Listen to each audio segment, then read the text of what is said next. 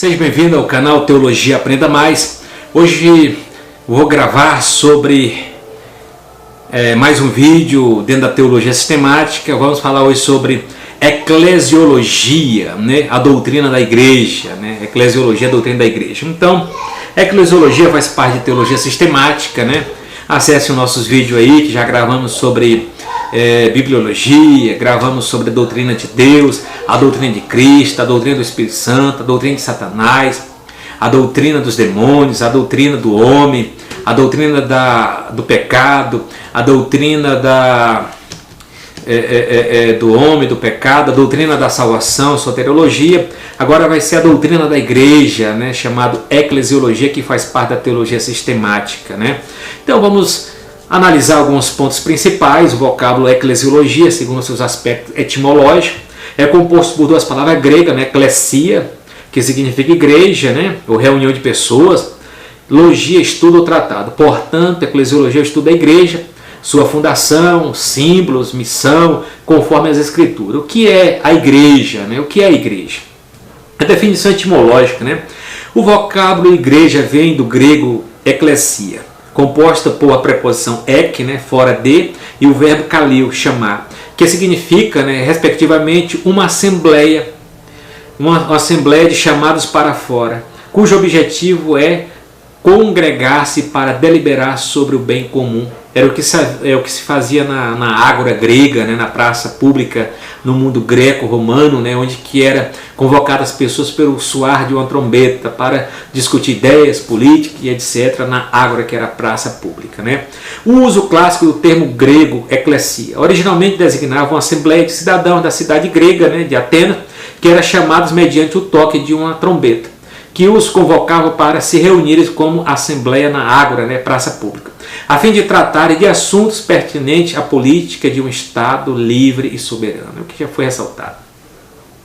A definição teológica, né, de igreja. A palavra igreja consiste naqueles que foram chamados para fora do mundo, do pecado, da vida alienada de Deus, os quais, mediante a obra de Cristo, na sua redenção, foram reunidos como uma comunidade de fé que compartilha das bênçãos e responsabilidade de servir ao Senhor. A definição de igreja hoje comporta vários significados. Pode se referir ao prédio onde os crentes se reúnem. Também a definição de igreja hoje comporta vários significados. Pode se referir ao prédio onde os crentes se reúnem. Pode indicar nossa comunhão local ou denominação. Pode indicar todos os crentes nascidos de novo, independente de suas diferenças geográficas e culturais. Mas seja como for, o significado bíblico de igreja refere-se primariamente não às instituições, cultura, mas sim às pessoas reconciliadas com Deus mediante o que? A obra salvífica de Cristo, e agora pertence a essa igreja. A fundação da igreja, né? Que tempo foi fundada a igreja? A fundação da igreja, considerada profeticamente, né? Colocando uma citação de Meyer Pilmer, né? Israel é descrito como uma igreja no sentido de ser uma nação chamada dentre as outras nações a ser um povo de servo de Deus. Atos 7:38. Quando o Antigo Testamento foi traduzido para o grego, a palavra hebraica kahal, né, congregação de Israel, foi traduzida para eclesia, na Septuaginta, né, no Antigo Testamento grego. Israel, pois, era a congregação ou a igreja de Javé.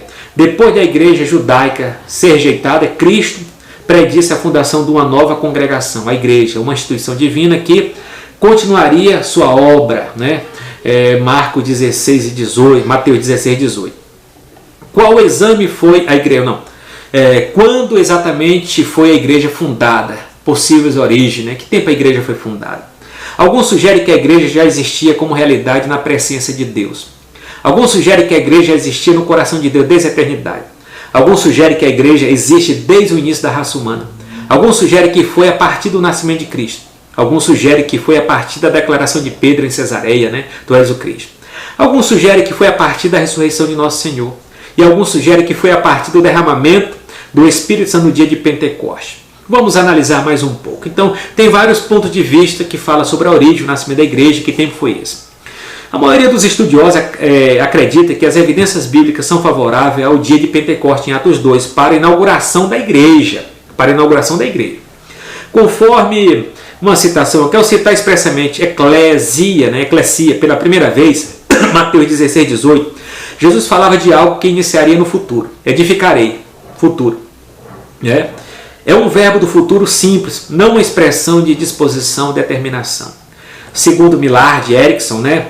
Observa que Lucas não emprega eclesia no seu evangelho, mas a palavra aparece 24 vezes em Atos dos Apóstolos. Esse fato sugere que Lucas não tinha nenhum conceito da presença da igreja antes do período abrangido em Atos. Vamos analisar também outra questão de Mayapil. A igreja de Cristo veio a existir como igreja no dia de Pentecostes, quando foi consagrada pela unção do Espírito Santo. Assim como o tabernáculo foi construído e depois consagrado pela descida do Espírito Santo lá em Êxodo, capítulo 40, versículo 3, capítulo 40, versículo 34. Assim, os primeiros membros da igreja foram congregados no cenáculo, né, consagrado como igreja pela descida do Espírito Santo. Outra questão também. A igreja já existe desde a eternidade. Efésios 1 e 4. Diz o texto: como também nos elegeu nele antes da fundação do mundo, para sermos santos e irrepreensíveis diante dele em amor. Ou seja, a igreja existe em forma ideal já na eternidade no coração de Deus. E funcionalmente passou a existir a partir do dia de Pentecostes. Então, a igreja como projeto de Deus já estava já nas mentes do Criador, como projeto, como ideia, né? Agora ela veio ser inaugurada no dia de Pentecostes, né? No dia de Pentecostes. Os fundamentos da igreja. A base teológica da igreja está em Mateus 16, 13 e 16. Em Mateus 16, deparamos-nos com uma das mais concorridas passagens da Bíblia. Os católicos buscam alicerçar a autoridade papal, afirma ser Pedro a pedra a que se refere o Senhor Jesus. Já os protestantes asseveram a pedra em questão não é o apóstolo, mas a declaração que esse, Pedro, inspirado pelo Espírito Santo, fez a respeito da messianidade do Nazareno. Aliás, o próprio apóstolo Pedro afirma que a pedra é Cristo. É só analisar a carta de Pedro, primeira carta de Pedro 2, 4 e 8, né? O apóstolo Paulo indica com clareza que o alicerce primário da igreja é a pessoa e obra histórica de Cristo. Porque ninguém pode pôr outro fundamento além do que já está posto, o qual é Jesus Cristo. 1 Coríntios capítulo 3 e 11. O apóstolo Paulo afirma que em outro sentido a igreja é edificada sobre o fundamento dos apóstolos e profetas, Efésios 2 e 20. Mas vamos analisar. Talvez isso signifique que esses primeiros líderes tivessem sido usados de modo muito especial pelo Senhor a fim de estabelecer e fortalecer o templo do Espírito Santo com suas pregações, ensino e organização que havia aprendido de Cristo e que continua a ser comunicado aos crentes odiernos através da Escritura. Então o fundamento é isso, é o ensino, é a base, né? É o que eles colocaram como pregações. Nossa fé apostólica vem dos apóstolos. As dimensões da igreja na terra, a igreja, né, os aspectos, né, a dimensão da igreja na terra, os aspectos que a igreja tem, né, são dois: a igreja universal, né, não a igreja universal do reino de Deus, mas a igreja universal como corpo de Cristo, a igreja católica no sentido de universal, que é a palavra grega, né? A igreja universal é o conjunto de todos os salvos em Cristo, é citada no Novo Testamento no singular, igreja. Nos textos de Atos, capítulo 20, versículo 28, 1 Coríntios 12, 28, Efésios 1 e 22, e 1 Timóteo 3 e 15, Hebreus 12, 23, no plano eterno de Deus. A igreja universal foi arquitetada por ele antes da fundação do mundo, Efésios 1, 4. Tem um caráter geral porque inclui todos os cristãos remidos por Cristo, dentre todos os povos. A igreja local, em sentido literal, abrange, né, a igreja local. A igreja local, em sentido literal, abrange o conceito de congregar e reunir, pois se trata de reunião dos fiéis em um local específico. A Bíblia emprega o plural igrejas, né? Igreja, a fim de referir-se às igrejas locais. Atos capítulo 9 e 31, Atos 16 e 5, Romanos 16 e 4, Romanos 16 e 19, 2 Coríntios 8 e 1, Gálatas 1 e 2, no sentido plural. No entanto, quando o termo está no singular, cita-se a região na qual a igreja local encontra-se, como Atos 14 e 23, Romanos 16 e 1, Coríntios 1 e 2 e Tessalonicenses 1 e 1. Né? Tem que analisar todos os textos, aqui toda a provocação que temos para pensar. Figuras do Novo Testamento para a igreja. A igreja de Cristo é apresentada de diferentes formas pelos escritores sagrados, mostrando assim a natureza, a missão, os recursos com os quais foram dotados pelo Senhor. A igreja é virgem, imaculada, tendo em vista a sua pureza e candura, né, proveniente do sangue vertido por Cristo. O apóstolo Paulo denomina uma virgem imaculada, 2 Coríntios capítulo 11 e 2. Esposa do Cordeiro. A igreja é assim conhecida em virtude da aliança que o Senhor Jesus com ela estabeleceu por intermédio do seu sangue no Novo Testamento, Apocalipse 21 e 9. Corpo de Cristo, sendo o Filho de Deus a sua cabeça, a igreja é conhecida como corpo de Cristo, pois ela recebe toda a orientação e governo, segundo aos Coríntios 12, 27. A igreja é chamada de edifício, edificada por Deus através de Jesus. Tem ela como fundamento a doutrina dos apóstolos e dos profetas. A igreja é chamada nação, nação santa, separada do mundo e consagrada para o serviço de Deus. A igreja é assim vista pelo apóstolo Pedro. 1 Pedro 2 e 9.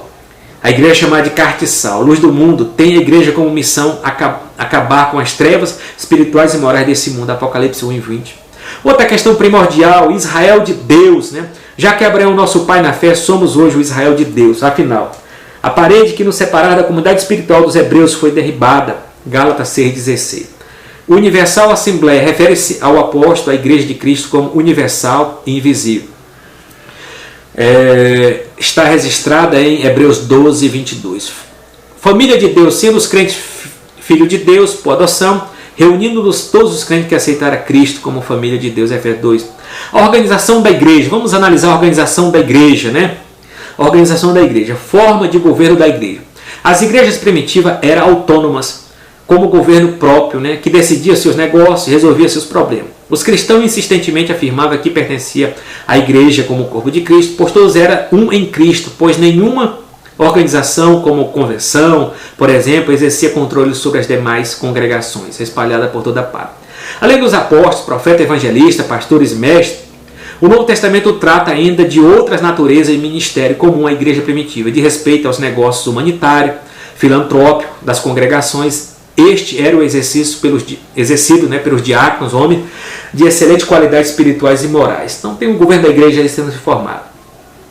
Naturalmente, os dois apóstolos eram muito respeitados por causa de sua relação com Cristo e exercer certa autoridade. Ao crescer numericamente a igreja e a organização, originou-se da seguinte causa. Primeiro, os oficiais da igreja foram escolhidos para resolver as emergências que se seguiam, como por exemplo em Atos 6, né? Segundo a possessão dos dons espirituais, separava certos indivíduos para a obra do ministério como diáconos. Novo Testamento, né? Novo Testamento e primeiro século, presbítero e diácono. Né? No Novo Testamento, no primeiro século, o modelo era aquele que conhecemos a liderança da igreja como presbítero e diácono, né? Que são os primeiros governos. O atual cargo de pastor aparece coincidir com a posição bíblica de bispo, né? De episcópio, ou presbítero de presbítero, ou de ambos. Parece que os dois termos eram usados de modo intercambiável no contexto global do Novo Testamento. Berkhoff sugere que a palavra presbítero, ou ancião, surge dos anciãos que governavam a sinagoga judaica e que o termo foi aproveitado pela igreja. Conforme sugere o próprio nome, ancião com frequência referia-se literalmente aos mais velhos, respeitado pela sua dignidade e sabedoria. Né? Outra questão também se analisar, no decurso do tempo, o termo bispo passou a ser mais usado para o cargo, pois ressaltava a função de supervisor do ancião, do presbítero. O termo pastor é usado hoje mais amplamente para que tem a responsabilidade de supervisão espiritual da igreja local. É interessante que o termo poimer, pastor, é usado uma única vez no Novo Testamento com referência direta ao ministério do pastor, Efésios 4 e 11. O conceito ou a função de pastor, no entanto, é encontrado por toda a Escritura, conforme sugere o nome. Pastor é aquele que cuida das ovelhas. O retrato que Jesus faz de si mesmo, o bom pastor, rom, poimer, o kalos, né? João 10 e 11. A conexão entre os três termos, bispo, presbítero e pastor, é clara em Atos 20. E no versículo 17. Paulo convoca os presbíteros da igreja em Éfeso. Posteriormente, naquele contexto, Paulo admoesta os presbíteros. Olhais, pois, por vós e por todo o rebanho, sobre que o Espírito Santo vos constituiu bispo. Na declaração imediata, Paulo exorta os que acabam de ser chamados bispos, supervisores, a serem pastores, né? Poimento.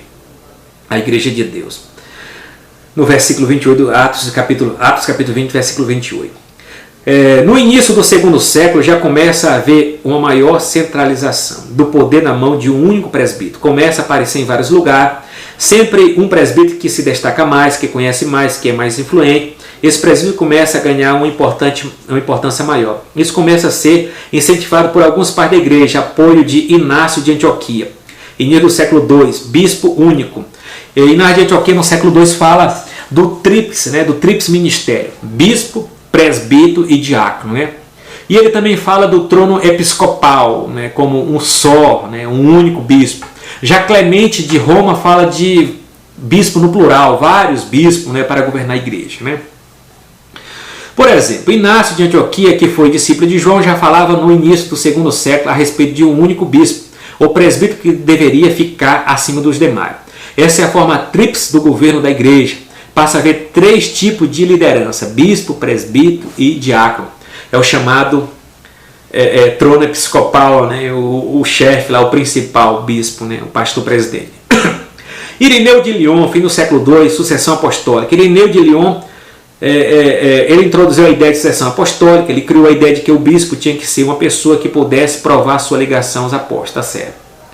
Então nós temos aí a questão inicialmente na divisão entre presbítero e bispo, que era escolhido pela congregação dos apóstolos, né? E apesar das diversas formas de governo eclesiástico, nenhum deles pode ser extrapolar os limites deixados por Cristo aos seus apóstolos.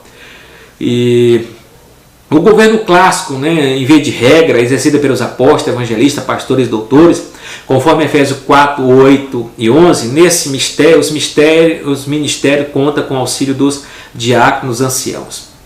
Atos capítulo 6 e 8, né? Vamos analisar aqui outra forma rápida, né? Esses são os principais sistemas de governo eclesiástico. Episcopal. O bispo ou pastor exerce o governo com mais autoridade em relações ao diácono. E a própria igreja, mas isso não significa autocracia, porque em última instância tem o pastor de prestar conta à diretoria da igreja e é a própria congregação. Então, nós temos as chamadas igreja episcopal, que é governada por bispo. Né? A igreja anglicana é a igreja episcopal, tem a igreja episcopal do Brasil também, que é liderada por bispo. Né? Temos a igreja, forma de governo aqui, né? Esses são os principais sistemas de governo eclesiástico. Temos aqui outro sistema de governo, forma de governo é o chamado presbiteriano. O governo é exercido pelos anciãos ou presbítero da igreja. Seria esse o sistema adotado pela igreja primitiva, um ponto de vista. Esse sistema é conhecido também como representativo. Então, tem todo o corpo de presbítero, tem os concílios, Supremo Concílio, etc., dentro da igreja presbiteriana. Congregacional. Os poderes, tem aqui as decisões, aqui as igrejas congregacionais. Os poderes decisórios cabem à congregação, cuja soberania via de regra, exercida de forma extrema e antibíblica. Por isso, não se pode esquecer os poderes que a Bíblia concede ao pastor e ao ministério da igreja. Então, dentro das igrejas aqui batistas, que são desse governo congregacional, que a decisão parte mais dentro da congregação, da decisão da escolha do pastor, da decisão de certas diretrizes, né? Então, tem essa forma de governo também, né? Então, há diferença de opinião no tocante a qual dos 3 tipos de governo eclesiástico é aceito pela Assembleia de Deus. Talvez se possa sugerir que, de alguma forma, foram adotados os 3, né? A estrutura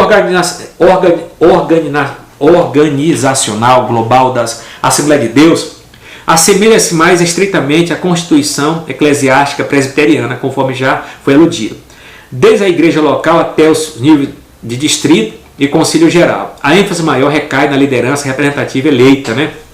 Então, nós na Assembleia de Deus temos o pastor, vamos colocar o seguinte, dentro da nossa convenção, né? Convenção geral, CGADB, né?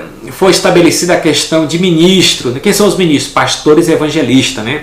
Os ministros são pastores e evangelistas.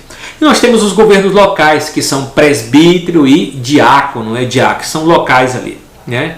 Mas a sentido de Brasil, nível de Brasil, nós temos os ministros, que são pastores e evangelistas, conhecidos dentro da CGADB. Outra questão também, seja qual for o sistema adotado pela igreja local, que tenha esta sempre em vista os pressupostos básicos do Novo Testamento, onde Cristo é a cabeça da igreja, invisível universal, né? A igreja de Cristo. As ordenanças da igreja. A maioria dos grupos protestantes concorda entre si que Cristo deixou à igreja 2 ordenanças, ou ritos, a serem incorporados nos cristãos. O batismo nas águas e a ceia do Senhor. O protestantismo, seguindo os reformadores, tem rejeitado a natureza sacramental de todos os ritos, menos os 2 originários. Desde os tempos de Agostinho, muitos têm seguido a opinião de que tanto o batismo quanto a ceia do Senhor serve como sinal exterior visível de uma graça interior espiritual. O problema não está na prática dos ritos, mas na interpretação de seu significado. Por exemplo, o que subentende uma graça interior espiritual. Esses ritos históricos da fé cristã são normalmente chamados de sacramentos ou ordenanças. Alguns empregam os termos de modo intercambiável, ao passo que outros defendem que o entendimento correto das diferenças entre os conceitos é importante para a correção aplicada à teologia. Vamos ver. O termo sacramento, que provém de sacramentu em latim, é mais antigo e aparentemente de uso mais generalizado que o termo ordenança, né? Vamos colocar a Vulgata Latina. emprega o termo sacramento como tradução da palavra grega, né, de mistério, que veio acrescentar uma conotação um tanto reticente, misteriosa às coisas consideradas sagradas. Realmente, no decurso do ano, o sacramentalismo tende uns mais, outros que outros, a ver o sacramento como rituais e transmite graça espiritual, frequentemente graça salvífica, a que tem eles participado. Outra questão, o termo ordenança também se deriva do latim, de ordo, uma fileira, né, uma ordem. Relacionado ao batismo nas águas, ceia do Senhor, a palavra ordenança sugere que essa cerimônia sagrada fora instituída por mandamentos ou por ordem de Cristo. Ele ordenou que fosse observada na igreja não por transmitir algo, poder místico ou graça salvífica, mas porque simbolizava o que já aconteceu na vida de quem aceita a obra de Cristo. Na ordenança só simboliza a graça transmitida. No sacramento simboliza não. É de fato a graça sendo transmitida a nós através do sacramento. Devido em grande parte à conotação um tanto mística que acompanha a palavra sacramento, a maioria dos pentecostais evangélicos prefere o termo ordenança para expressar seu modo de entender o batismo e a ceia do Senhor. Já na era da Reforma, alguns levantavam objeções à palavra sacramento. Preferia falar em sinais ou selos da graça. Tanto Lutero quanto Calvino empregavam o termo sacramento, mas chamava atenção para o fato de que usava no sentido teológico diferente da implicação original da palavra em latim. O colega de Lutero, né, o amigo dele, Philippe Melanchthon, preferia empregar o termo sinais. Hoje, alguns que não se consideram sacramentalistas, ou seja, que não acham que a graça salvífica seja transmitida através do sacramento, continuam usando os termos sacramento e ordenança de modo sinônimo. Vamos colocar. É uma questão complexa e boa parte do problema tem sua origem na dúvida entre se o batismo, um sacramento ou uma ordenança. O próprio ato em si mesmo transmite a graça, né? Para o sacramento, né, o próprio ato em si transmite graça. Para a ordenança, né, simboliza a graça já transmitida, né? Então é isso aí. O batismo nas águas é a Santa Ceia. O significado do batismo significa identificação, associação com a mensagem ou um grupo, né? Tem outras questões bem problemáticas para se falar também, é a questão dos argumentos para a não imersão. A palavra grega batismo é usada no sentido secundário, coloca sobre a influência de aspersão, traduz melhor esse sentido. A aspersão retrata melhor a vinda do Espírito Santo sobre o crente. A imersão seria impossível ou improvável. Não é bem assim não. Para batizar. Batizar significa imergir, mergulhar a pessoa. Utilizada designa os rituais e a aspersão. Não. Vamos dizer que são os posicionamentos que a igreja tem. Argumento para imersão. Esse é o sentido normal e primário da palavra grega batismo. O sentido normal da preposição grega é em, para, dentro e para fora. Indica a imersão em água. O batismo de prosélito dos judeus era uma imersão total, o que indica que o batismo de João e de Cristo também o era. A prática da igreja primitiva era a imersão. Cada um dos chamados casos, problema, realmente permite a imersão. A língua grega possui palavras para aspergir também e derramar, mas elas jamais são usadas em relação ao batismo, né? A imersão retrata melhor que o ministério batizador do Espírito Santo, realizado de acordo com Romanos 6, é mergulhar. Tem a questão de batizar criança, né? O pé do batismo de criança. Argumentos favoráveis, né? Os que defendem o pé do batismo de criança. O batismo na nova aliança é análogo à circuncisão na antiga, que era praticada em criança. O batismo de famílias inteiras deve ter incluído as crianças pequenas. Atos 16:33. Promessas bíblicas relativas à família permitem o batismo infantil. 1 Coríntios 7:14. Não, isso é uma posição, né? É uma posição que se coloca, mas não é bem certo. No século III, por exemplo, a Origem asseverou que a igreja recebeu uma tradição que ordena batizar até mesmo as criancinhas. Ao mesmo tempo, porém, Tertuliano argumentou contra o batismo de criança, porque a idade da inocência se apressa para obter a remissão dos pecados. Tertuliano declarou ainda: deixe, portanto, que venha depois de mais crescido, então poderão aprender sem ser ensinado como dever viver em Cristo, deixando tornar-se cristão quando estiver a capacidade de conhecer a Cristo. A maioria das declarações feitas pelos primeiros pais da igreja sobre a questão não são suficientemente explícitas para determinar com clareza as atitudes, né, da igreja antiga. Muitos argumentos usados para as duas partes são envolvidas, são baseados no silêncio e na conjectura. É para se pensar a questão de origem, né, que batismo não batiza criança, né? Não batizar depois da idade da razão. Argumentos contrários. O significado do batismo restringe a sua prática aos que podem exercer a fé conscientemente. É bom. Batismo de família não especifica crianças pequenas, embora criança de mais idade possa ter sido incluída, né? Então, são argumentos contrários, né? Então, argumentos contrários. O significado do batismo restringe a sua prática aos que podem exercer a fé conscientemente. 2. Batismo de família não especifica crianças pequenas, embora criança de mais idade possa ter sido incluída, né? Chegando à idade da razão entre o certo e o errado. A ceia do Senhor é uma ordem, né? 1 Coríntios 11, 23. O significado, um memorial. Consubstanciação, ponto de vista, né? Então os luteranos defendem a chamada consubstanciação, ponto de vista luterano. O corpo e o sangue de Cristo estão presentes, misturados aos elementos, né? Estão próximos aos elementos, né? A transubstanciação, ponto de vista católico, os elementos se transformam no corpo e no sangue de Cristo. A presença espiritual, ponto de vista calvinista, né? Que é mais um memorial, é a presença espiritual.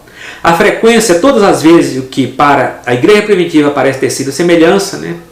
Então, na definição teológica, por continuar em ordem explícita no Novo Testamento, na sua igreja, assim chamado a questão do batismo em água e a Santa Ceia. Vamos analisar um pouquinho rápido.